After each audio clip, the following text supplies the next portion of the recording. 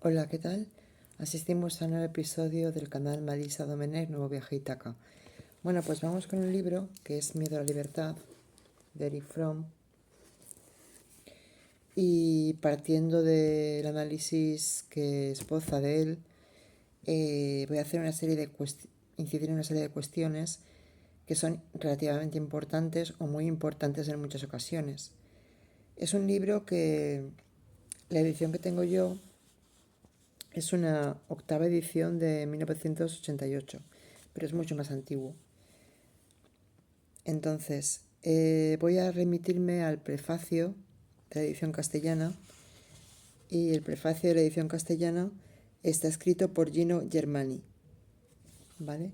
Ocupa una serie de páginas. Vamos a hacerlo por tandas.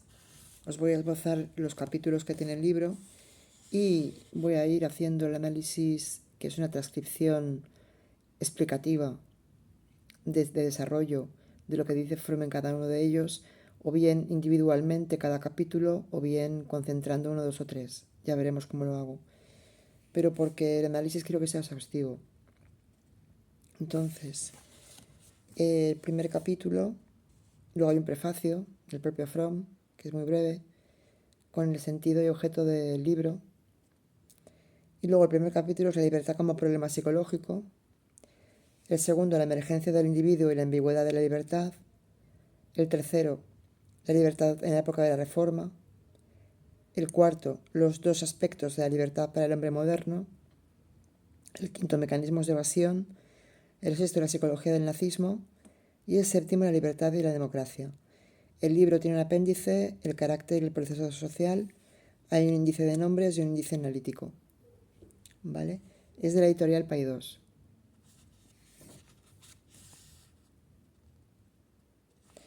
Y tiene algunas obras de Eric Fromm en esta editorial publicadas. Bueno, empecemos entonces. La obra de Eric Fromm, que se presenta a los lectores de lengua castellana, constituye no solamente un cuidadoso análisis de los aspectos psicológicos de la crisis de nuestro tiempo. Él se refiere a una etapa anterior a la etapa actual en la que vivimos, a partir de 2000, porque lo escribió, pues creo que en la décadas anteriores a los 80, aunque se ha reeditado varias veces este libro. Es un bestseller, al igual que El arte de amar y otros libros que tiene. Y un esfuerzo por desentrañar el origen mismo de la sociedad moderna, sus profundas y lejanas raíces. Es mucho más que eso. Se nos ofrece también como una importante contribución a la teoría sociológica. Yo voy a ver si puedo ejemplificar en cada uno de los conceptos o frases o fragmentos conceptuales que esbozan varias ideas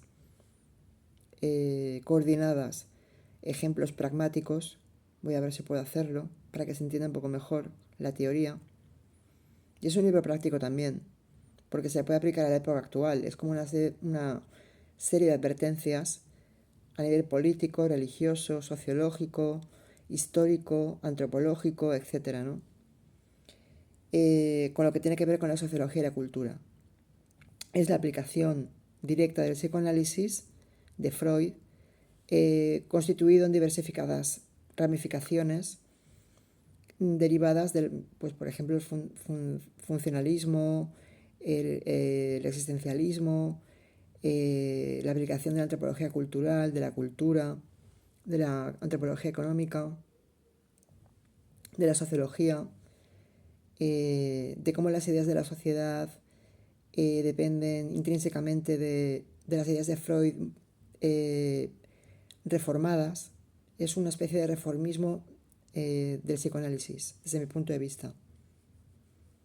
Es una especie de, pues, derivación de la sociología y de la cultura con respecto a la psicología. Entonces, a la psicología psicoanalítica. Se nos ofrece como una importante contribución a la teoría sociológica y como un ejemplo logrado de aplicación fecunda del psicoanálisis a los fenómenos históricos. ¿Vale? Vamos a ir dando poco a poco. Desde sus comienzos apareció muy claro el significado de esta nueva psicología que puede tener para las ciencias que se ocupan de la vida social y de la cultura. En particular, como hemos dicho antes, la sociología, la antropología cultural y, y la psicología social. El mismo creador del psicoanálisis, que sabemos todos que es Freud, Sigmund Freud, también partió de algunos estudios que publicó a raíz de la aplicación del psicoanálisis a la sociología en algunas de las ideas que él esbozaba, como una especie de experimentación ideológica, como una combinación del psicoanálisis y de lo social. Se representa, por ejemplo, en obras como, por un ejemplo, Tótem y Tabú, El porvenir de una ilusión, El malestar en la cultura y otros ensayos. Es una labor de psicólogos y de otros pensadores dentro de los campos del saber y del conocimiento y de la sociología misma. Entonces es una contribución colectiva de este reformado psicoanálisis. Especialmente en la última década ha ido desarrollándose y cobrando impulso lo que podríamos llamar la psicología social, o un ahondamiento o una influencia masiva, acentuación sociológica del psicoanálisis, dice Fromm, frente a la posición esencialmente biologista e individualista y universal del hombre general que propone Freud. Es como si fueran patrones psíquicos fijos, que no se amoldan a los variados desarrollos históricos y sociológicos, dice Fromm, siempre desde el punto de vista de Fromm, del hombre y de sus avances. Entonces, hay corrientes novísimas que se mueven dentro del amplio ámbito de la psicología, que reconocen a Freud como su maestro y fundador, pero siempre teniendo en cuenta que tiene límites y que dentro del psicoanálisis y de los postulados psicoanalíticos se aceptan por parte de esos autores, incluidos Fromm, pues cuestiones intrínsecas del psicoanálisis y otras no. Unas son aceptadas y otras no son aceptadas. Por ejemplo, aceptan la represión, la proyección, la compensación, la sublimación, la reacción, la transferencia y la racionalización. Aceptan que hay un componente psíquico abundante dentro del vitalismo del hombre y de su vida diaria, la existencia de una actividad inconsciente, el significado y la importancia de los sueños y de las asociaciones libres, que era lo que está formada la terapia del diván, el psicoanálisis en forma de terapia, asociaciones libres que el paciente va refiriendo al psicoanalista y que representan, entre otros componentes científicos dentro del psicoanálisis, la transferencia y la contratransferencia. Y él lo nombró en El arte de amar como un rasgo componente con el que Freud definía el amor también transferencial y que él se desvincula un poco de ello, Fromm. No así Freud, que fue el que lo desgranó estos conceptos. Bueno, constituyen estos puntos que he citado puntos firmes que los psicoanalistas, cualquiera que sean sus divergencias sobre otras cuestiones, aceptan inescrutablemente. En cambio, rechazan la orientación biologista de Freud y la individualidad de su doctrina. Entonces, están dispuestos los hombres que piensan así, los llamados neopsicoanalistas, o por lo menos algunos de ellos, entre los cuales cita Fromm a Kay Horney y el propio Fromm, se cita a sí mismo, aceptar el esquema mecanicista, como que no se puede transformar las situaciones y las circunstancias de los hombres porque se mantienen en patrones rígidos de conducta, comportamentales. ¿Vale? Son componentes estructuralmente fijados y que no dependen de la evolución de la historia. La historia está históricamente determinada en tiempo y en duración y también geográficamente. Y el modo de producción capitalista, el modo de producción esclavista y el modo de producción feudal, pues representan esbozos de cómo los hombres, a nivel individual y a nivel sociológico, a nivel colectivo, su psiquis está dependiendo de la colectividad, pueden desarrollar unos u otros componentes y rasgos psicológicos. Freud no lo establecía así, según Fromm.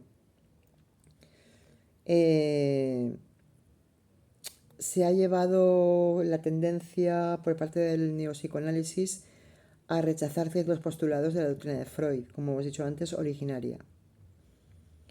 En primer lugar, la teoría de los instintos, el complejo de castración, el complejo de Electra, la teoría sexual de la libido en los niños, que se divide en 5 fases, como ya sabéis, o ya sabréis,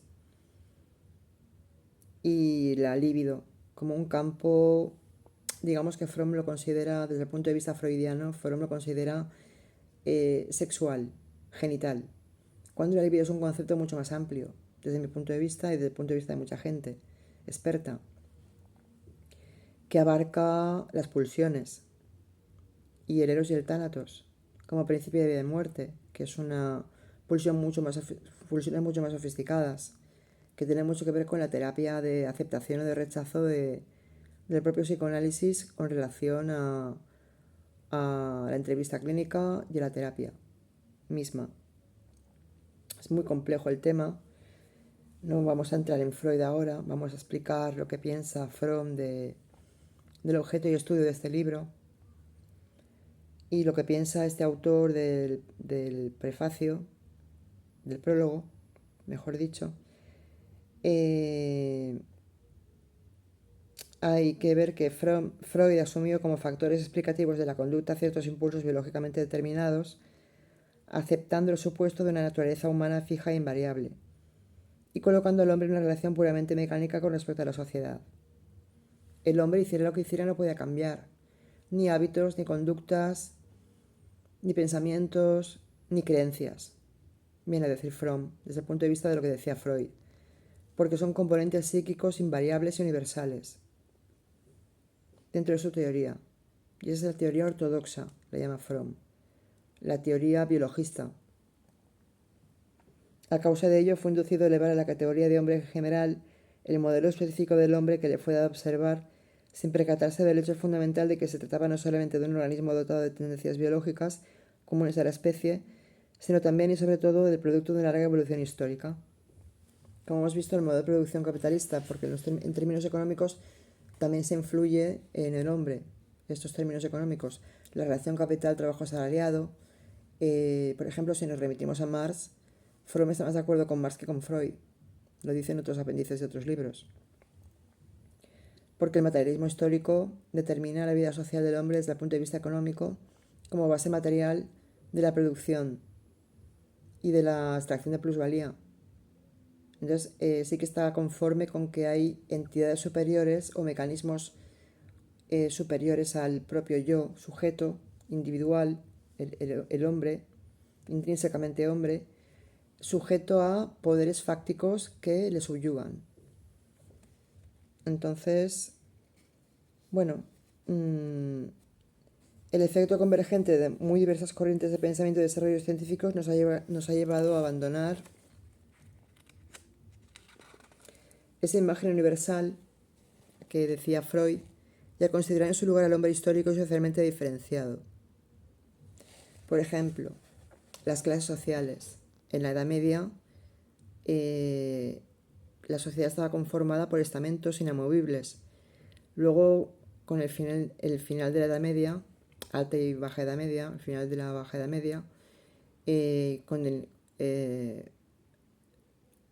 la transición al Renacimiento, las clases sociales se van diferenciando unas de otras mucho más y dejan de ser inespecíficas y relativamente mutables.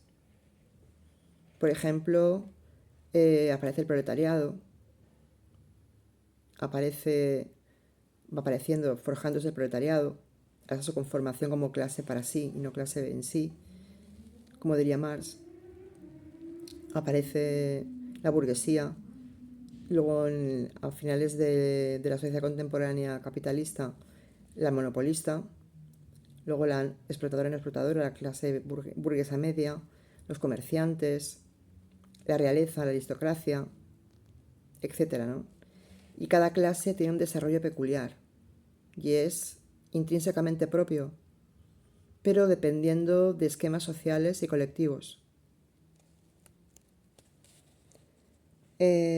Unos y otros desempeñan otra función de la explicación del comportamiento individual y del proceso social. Tanto unos como otros determinan la explicación social de dónde viene el hombre y a dónde va, cuya existencia Freud debe admitir. Esos procesos psíquicos existen, pero ligados a la sociología y a las ideas sociológicas, a antropológicas, a la historia del hombre, en su génesis, en su etiología, en su desarrollo evolutivo, historicista. Y hay que tenerlo en cuenta. Sí que tener en cuenta Fromm disposiciones psíquicas, porque si no,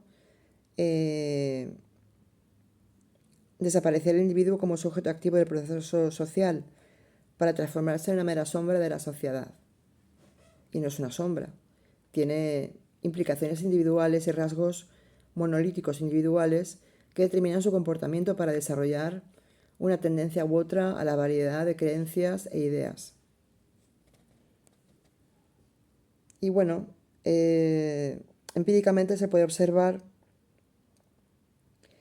que no se presentan entre impulsos meramente biológicos y formas socialmente establecidas, esas ideas, sino que la podríamos llamar que hay dos dimensiones, estructuras cristalizadas y actitudes subjetivas, que incluyen el sustrato biológico pero transformado a la sociedad, que llegan a desbordar la propia sintetificación del carácter psíquico de cada persona, no como una mera capacidad biológica del hombre para mantenerse en general como hombre y que a todo el mundo le pasa por igual todos los fenómenos psicoanalíticos, sino que hay un desarrollo de esos problemas y de sus actitudes en función de una sociedad dinámica, porque lo llamará así, y que da lugar a la creación de nuevas formas sociales. Esa cultura dinámica de la sociedad equivale a investigar la dinámica del cambio social en el acto mismo en que se verifica en la mente de los hombres. Un hombre piensa y depende del ambiente y de su adaptabilidad. Hay que hablar de ambiente y de que el ser humano se adapta y puede modificar su conducta. Esta virtud de esta nueva orientación en el psicoanálisis se vuelve un instrumento extraordinariamente eficaz en la investigación sociológica y estos estudios limitan a Freud a un apartado individualista del hombre, según Fromm. Esta acentuación sociológica, por otra parte, se presenta como fundamental en cuando los problemas tratados corresponden a la psicología individual. En realidad podría decirse que para estos autores, leo textualmente, si prescindimos de su parte puramente biológica, toda la psicología se vuelve social. Una vez el individuo se dirige al individuo y el grupo al grupo. Esta aportación de forma es muy valiosa, dicen algunos autores. Sobre todo el autor que ha hecho el prólogo del libro, porque hay dos nociones fundamentales que estudia Fromm en este libro, que es la adaptación dinámica y de carácter social, que se vuelven los elementos centrales de sus postulados teóricos. La dinámica social, o lo que él viene a llamar adaptación dinámica, Se funda sobre los descubrimientos básicos de Freud, pero es mérito de Freud no solamente haberlo descubierto y redefinido, sino también haber mostrado de manera efectiva su potencialidad en el análisis de los procesos psicológicos de orden colectivo. Y tiene el concepto de carácter social basado en la psicología de los pueblos. Eso es antropología. Sobre todo en el último treintenio, se refiere a los 50, 60, 70 años, décadas. Hay otros autores como cita Fromm, Joy y Lund, que para estudiar la sociedad norteamericana han aplicado esos conceptos de neopsicoanálisis sociológico. Y él, por su parte, toda la sociedad occidental contemporánea, sobre todo capitalismo originario y el capitalismo monopolista, al cual se llegó después también, él pertenecía a la Escuela de Frankfurt, recordemos, y era marxista también, aunque con divergencias con respecto a los marxistas ortodoxos, pues hizo un estudio muy significativo de la cultura occidental y de las distintas clases que forman la sociedad occidental, ¿vale?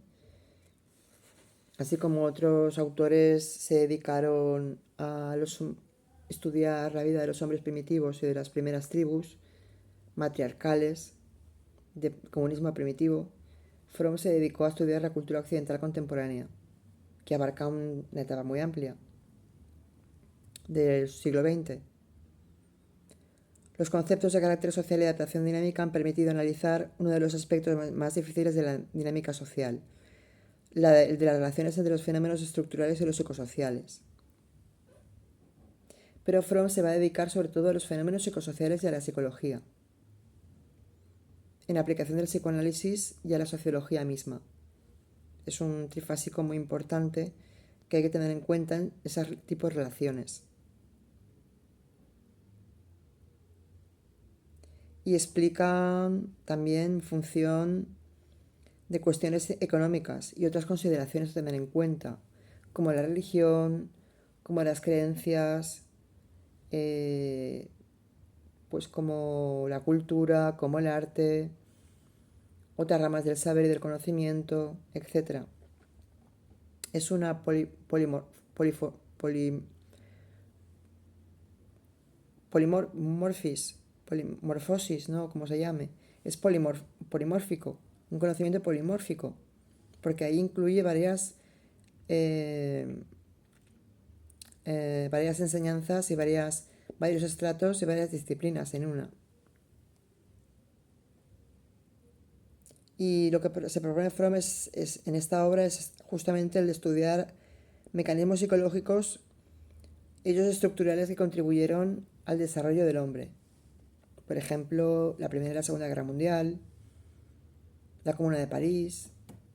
Estoy diciendo ejemplos propios que digo yo, pero bueno, él habla mucho de la Primera y Segunda Guerra Mundial y hay un antes y un después a partir de la Segunda Guerra Mundial en cuestiones conceptualmente intelectuales y políticas y sociológicas e ideológicas. Estos mecanismos en funcionamiento se describen de una forma dinámica porque atraviesa Fromm en concreto a partir de un punto de inflexión que es el carácter social de las clases desde finales de la Edad Media. Hay un antes y un después, un punto de inflexión. Sobre todo el desarrollo de la burguesía en el Renacimiento y en la época de la Reforma. Y en Alemania, la Primera y Segunda Guerra Mundial, como hemos citado antes, donde había un objetivo por parte del fascismo, que lo estudiará más tarde en un capítulo o dos, como una evasión de la libertad o una eliminación de la libertad o una forma de negar la libertad a nivel comportamental, no solamente comportamental sino colectivo, ideologizado, pero que es una manifestación del mundo, de la crisis que atraviesa el mundo occidental, no solamente ideológicamente hablando, de un país, no forma parte de un país, de una bandera o de un hombre, sino que forma parte de la crisis sociológica del mundo contemporáneo. Es una de las vertientes que él desarrolla para explicar el fascismo. Por tanto, el fascismo tiene varias caras. Por tanto, el fascismo adopta nuevas formas. En la actualidad estamos viviendo el lanzamiento de partidos ultraderechistas, en Europa sobre todo. Y eso es un fenómeno revisionista de la historia, pero que tiene mecanismos que son fijos, que si no se resuelven estos mecanismos causales para que exista el fascismo, se repetirá, aunque adopte formas nuevas. Entonces,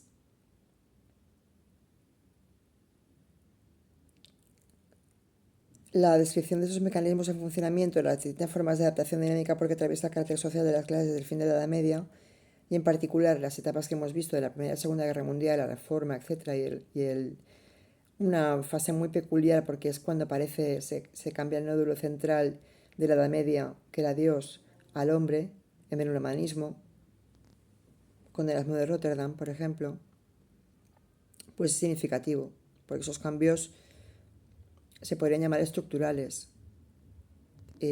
La historia es cíclica, se vuelven a repetir rasgos parecidos, pero se aboca a un nuevo concepto del hombre que no se ha modificado en lo fundamental a partir de la Primera y Segunda Guerra Mundial, según dice Fromm en este libro. Se llega con esto a uno de los problemas centrales de nuestro tiempo, el del sentido que asume la adaptación frente a los cambios estructurales. Nosotros nos adaptamos porque ante determinados estímulos el ambiente cobra una vigencia importante. Estamos dentro de un componente psicofamiliar, estamos dentro de un componente psicoinstitucional, estamos dentro de componentes políticos e ideológicos que están por encima de nosotros, y el Estado es un ente abstracto, pero es un ente dinamizador que nos aboca a comportarnos de una forma determinada. Estamos sujetos a ellos, a los poderes fácticos, a los poderes superiores. Uno de los rasgos más característicos de la escena contemporánea ha sido la irracionalidad de tales adaptaciones. Si una persona tiene un pensamiento determinado individualista, porque uno de los fenómenos que se esgrimen aquí en este libro es la individuación y la estandarización, ahora luego lo veremos, es que se tenga acceso a la información necesaria, aunque se tenga acceso a la información necesaria, esta forma de pensar sufrió un golpe decisivo. Es decir, que las cosas son irracionales porque el hombre, aunque piensa de una forma determinada, está sujeto a una política, a un país, a un estadista, a un Estado, a formas de gobierno, a modelos de Estado determinados, democracia, tiranía, totalitarismo, monarquía, república, etc., ¿no? Por ejemplo. Y eso también se estudia desde el punto de vista historicista y sociológico. El cambio que se presentó drásticamente después de la Primera Guerra Mundial para el hombre occidental, esta explosión de irracionalidad, son expresiones que han abarcado todos los aspectos de la cultura y desde el punto de vista del campo político la negación de la libertad, que parece una paradoja. Negar la libertad cuando ahora somos individuos que, bueno, tenemos una especie de decadencia moral porque estamos solos. Tendemos a reunirnos en grupos, el famoso rebaño del que hablaba Fromm en el libro Miedo a la Libertad, El arte de amar, que produce una estandarización. Nos conformamos dentro de la identificación al grupo. Si no formamos parte de un grupo, de una identidad colectiva, no somos nadie. Estamos aislados, estamos inadaptados. La estandarización es la normativización y la normalización de consideraciones que a lo mejor en otra época o en otras épocas, cuyos rasgos han variado, etiológicamente hablando, serían distintos. Y que debido a ese desarrollo de la crisis del siglo XX, se han presentado con formas adaptativas a las nuevas creencias y a los nuevos psicoestratos de la vida y del mundo.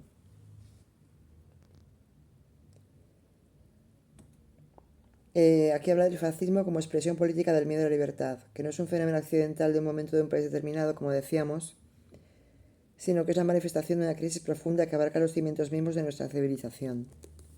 Por tanto, eliminar el peligro del fascismo significa fundamentalmente suprimir contradicciones en su doble aspecto, estructural y psicológico. El fin de la guerra no ha terminado con el fascismo, porque adaptará nuevas formas. Los totalitarismos seguirán existiendo, porque las guerras no han terminado. Estamos con la guerra de Ucrania, con la guerra de Oriente Medio y el Líbano. Estamos con la guerra de Gaza y con la invasión de Israel por parte del Estado de Israel a la franja de Gaza y Cisjordania, y hay muchos otros focos abiertos que siguen existiendo, bélicos. Entonces, el fin de la guerra no ha terminado con este peligro. Se refería en este caso Fromm a la Segunda Guerra Mundial, que fue un factor determinante para cambiar el poder político y quien dirige el mundo, que es Estados Unidos, no Inglaterra como anteriormente, en Europa. Tenía una supremacía, pero ya no es así, a partir de la Segunda Guerra Mundial. Y esto tan solo ha abierto un paréntesis que puede ser aprovechado para llevar a cabo esta obra, pero hasta las estructuras sociales y los aspectos psicológicos correlativos permanezcan invariados, aunque no se solucione, en tanto en cuanto no se solucionen estos aspectos que provocan las guerras y los totalitarismos, habrá nuevas servidumbres para el hombre, que estará subyugado y que no habrán desaparecido. Entonces,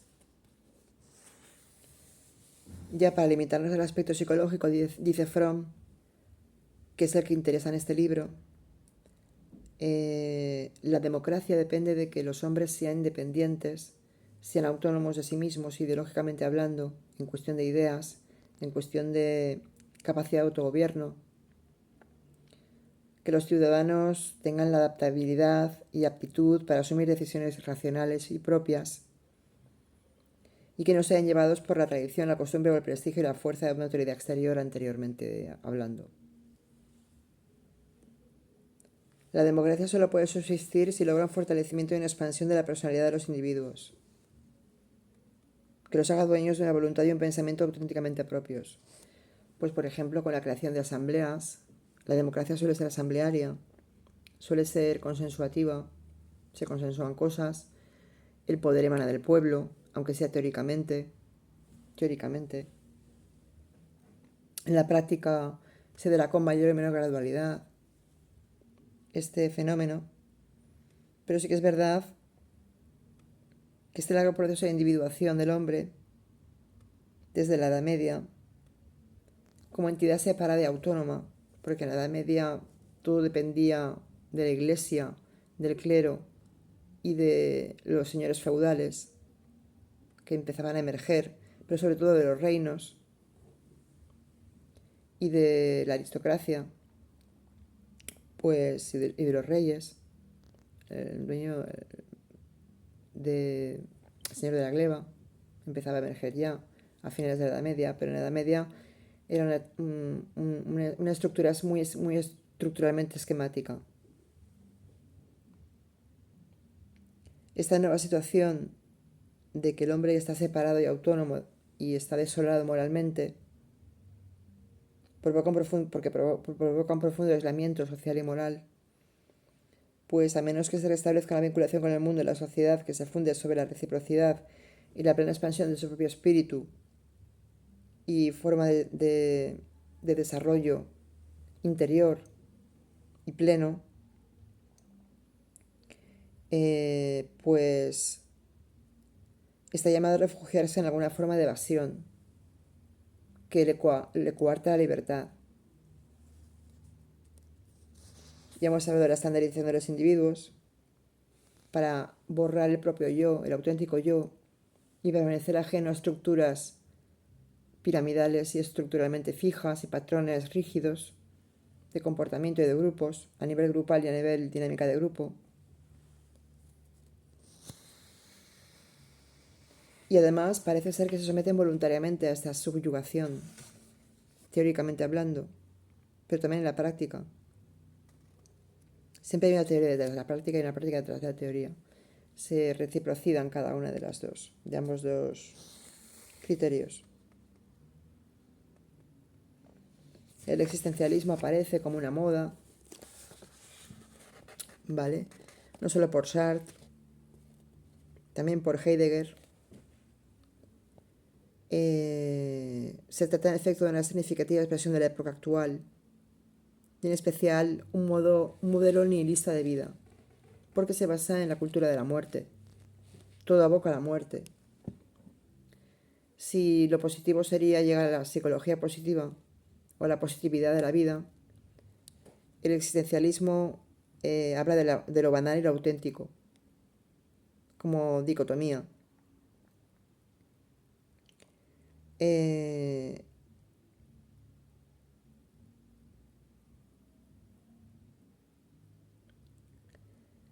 Entonces hay una necesidad de salir de la esclavitud del anónimo de todo el mundo. Todo el mundo es igual, todos somos iguales y somos individuos únicos y aislados. Para salir de eso y reconquistar el auténtico propio yo, pues hay que negar un poco el existencialismo también, dice Fromm. Porque es una falta de autenticidad de la condición fatal de la vida en sociedad. Condicionar la fatalidad de la vida en sociedad es nihilista, es negacionista, es negatividad auténtica, porque no permite al hombre desarrollarse plenamente en sus propias facultades espirituales, racionales, porque claro, aquí hay dos aspectos a tener en cuenta en la vida social. La alta competitividad es inherente, pero el desarrollo de una estricta tecnicismo y una vida altamente industrializada es inherente y es necesario y se puede combinar con la positividad de realizar un desarrollo de principios que desmonten un poco la cultura moderna y que se acerquen más a la intrinsecalidad del yo. Yo soy diferente al otro, pero yo voy a ser altruista y voy a ayudar a la gente, voy a permanecer unido, no por puro cliché ni convencionalismo en un grupo, sino voy a ayudar a mis vecinos, voy a ayudar a mis amigos, a mi familia. Claro, no es una guerra contra las instituciones, porque son necesarias. No es tampoco anarquía, no somos ácratas. Vivimos, el ser humano es un ser social por naturaleza. Y otra cosa es que esté subyugado a esquemas comportamentales y colectivamente estandarizados que nos lleven a comportamientos muy, muy homogéneos. La heterogeneidad debe existir, dice Fromm. Entonces, se trata como objetivo de liberar las inmensas energías y potencialidades que el hombre ha creado por medio de la ciencia y la técnica, que son inherentes y son necesarias. Pero también aunarlo con el lado psicológico, que es necesario asegurar la expansión de la personalidad, realizando todas sus potencialidades emocionales, volitivas e intelectuales, la voluntad, la intelectualidad y las potencialidades emocionales que dependan de una intencionalidad única e intrínseca.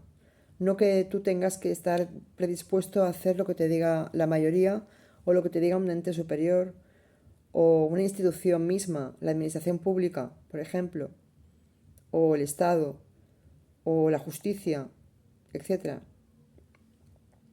Porque tendrán esquemas muy reglamentados. Ambas soluciones se complementan, dice Fromm. Es decir, la técnica y la ultratecnología y la industrialización se complementarían con el desarrollo de las potencialidades máximas del ser humano en su fase de pleno desarrollo espiritualista, vitalista, a modo de credencial de uno mismo, de yo soy distinto a ti, pero yo estoy contigo. Por tanto, la crisis actual no es la expresión del destino inevitable de la especie humana, porque eso sería determinista, mecanicista. Es una crisis de crecimiento porque estamos expuestos a una progresiva liberación de inmensas potencialidades humanas. Depende de cómo dirijamos esto, o de cómo nos dirijamos a nosotros mismos, o de cómo liberemos estas potencialidades que vayan a una positividad de la vida, del destino, que no es un destino predeterminado, pues eso hará que el hombre se halle en el umbral de un mundo nuevo, un mundo lleno de infinitas e imprevisibles posibilidades. Pero también está al borde de una catástrofe total si no conseguimos esto y nos dejamos llevar por los designios de los procesos sociales que se desarrollan alrededor y que nos dirigen la vida. Pues por ejemplo la banca, los monopolios, una forma de gobierno, un modelo de Estado concreto. No es suficiente que podamos votar, hay que hacer más, hay que organizarse.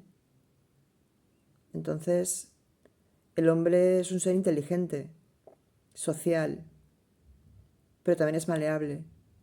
Hay que utilizar esa divergencia de la maleabilidad entre la negación y la positividad para elegir esto último y que nosotros podamos llegar, también aplicado a la época actual en que vivimos ahora, a un desarrollo colectivo que sea afable y menos subyugado a poderes exteriores. Sobre todo quien es dueño de las fuerzas productivas y de las relaciones de producción. Quien es dueño de las fuerzas productivas,